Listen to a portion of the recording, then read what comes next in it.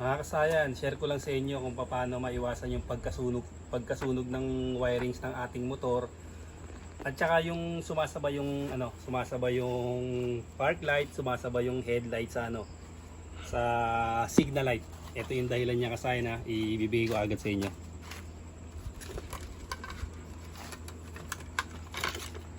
Punta muna tayo dito sa ating kaya importante itong ating test light lalo na kung meron pa tayong test light with voltmeter. Pero kung sa test light lang walang voltmeter, kailangan mapanuri. Susuriin nyo lang yung liwanag na lumalabas sa inyong tinetes. Ito siya kasayan ha, ito yung gagawin natin. Ito ha, tingnan mo yung board. Pagka magsisignal light tayo, naka park light tayo, magsisignal light, ayan siya ba, tingnan nyo ha, naka park light yan kasayan ha, naka park light siya, tapos magsisignal light. Tingnan nyo ha, yan, naka park light yan ha, ito, tutukan mo na siya, tapos magsisignal light tayo, sisignal light tayo sa kaliwa.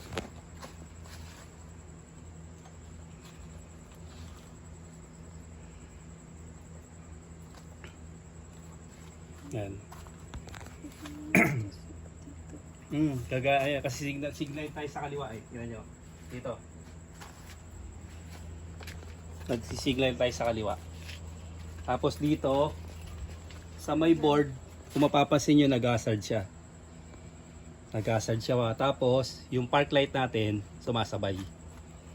Sumasabay siya ba? Alisin natin yung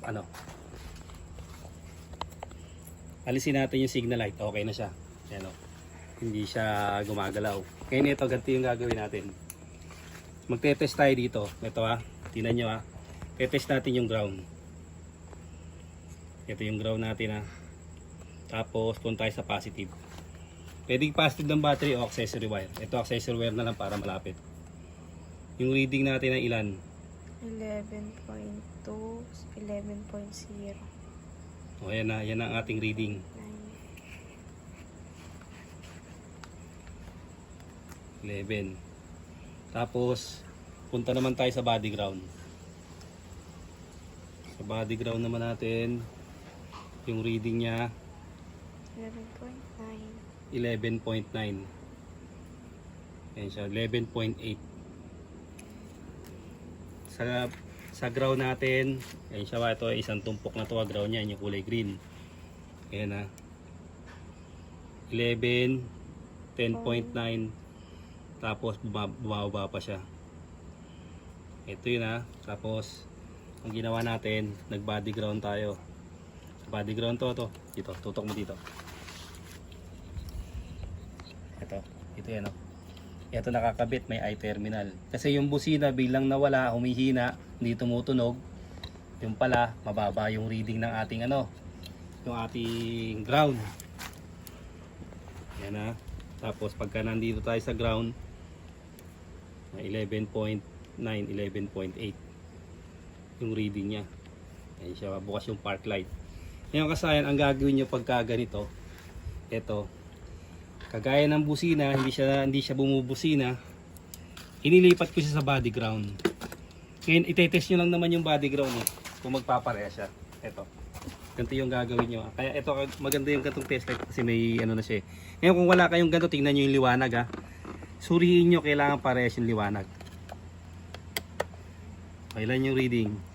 12, 11.9. Pupunta tayo dito sa may sa body ground, yung kinabitan natin dito. Yung pinaglagyan natin ng ground. Ito ha. Ito. Pinaglagyan natin ng ground. Yan, tapos punta tayo sa reading. Kung ilan? O ilan? 12, 11.9. Parehas hindi? Parehas. Okay, parehas. Parehas yung reading niya ba? Nagparehas siya ng reading pero pagdating dito mahina. Ganito lang ang gagawin natin. Naka-signal light siya ba? Pag signal light natin, pansinin nyo ha. Sumabay yung park light. Tapos sumabay din yung nag-hazard dito. Nag-hazard. Tapos pag kinabit natin yung headlight, sasabay din siya. Ang gagawin natin diyan kasi etong mas malakas na ground, dito tayo magko-connect. Etong negative, palakasin natin, connect tayo sa ano, sa body ground. Lang tayo ng wire. Siya kasahin na ito ha, yung body ground ha.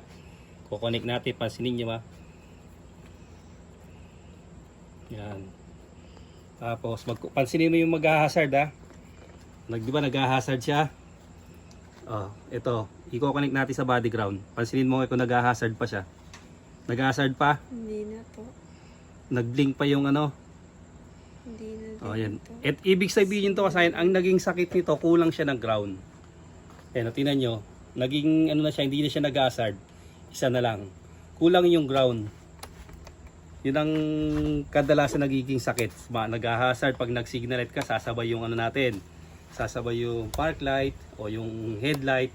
Sumasabay siya. Ngayon kasi paano naman yung pagsusunog ng wiring. Ito siya wa.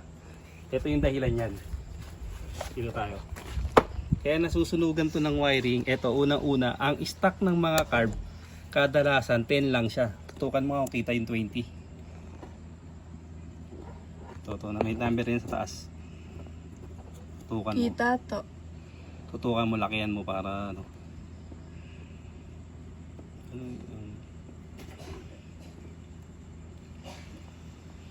Ano?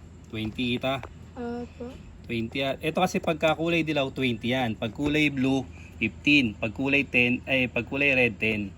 Kadalasan ginagamit to sa mga stock yung 10 lang. 10 amperes lang siya. Ngayon kung kagaya ng mga ano, yung mga click, yung mga NMAX, meron siya mga 25 kasi meron silang computer box. Pag ito 10 lang. Pero yung 20 naman okay naman yan eh. Kung magdadagdag ka ng mabibigat na accessories at hindi at stock wiring, hindi katulad dito. Kasi ganito yung mangyayari sa wiring.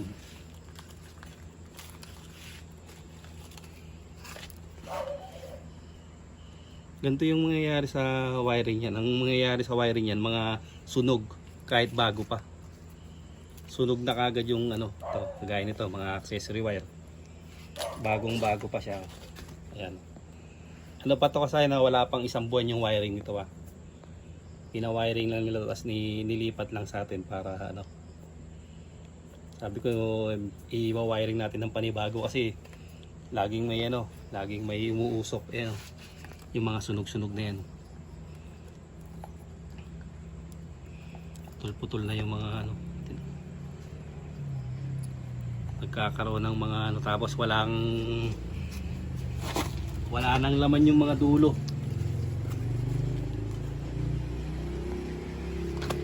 Tuwa ko yun. Isa sa dahilan niya kasayan yung ano kaya ganyan. Yan. Yan, ganyan siya. Tapos pagka binuksan nyo siya, pagka ini-splice lang siya na ano na kagad.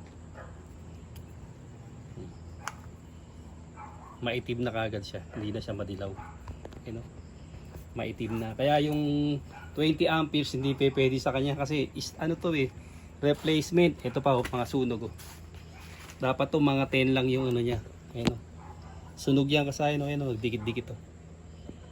Para maiwasan nyo yan, ang gagawin nyo lang dyan ay palitan nyo lang siya ng ano, palitan nyo lang siya ng 10 amperes kasi yun naman talaga pag mga ano, mga carb, yun ang ano. Ganun lang ang gagawin nyo kasi na tapos yung ganito, kita nyo naman paglagay lang natin ng ground. Oh. Ngayon kung wala kayong makuha dito, magrekta kayo sa battery. Kung wala kayong makuha malakas na ground. Rekta sa battery. Tutok mo dito. Halimbawa wala kayong makuha malakas na ground ano, etong negative, maglagay kayo ng wire dito tapos maghanap kayo ng tornilyuan.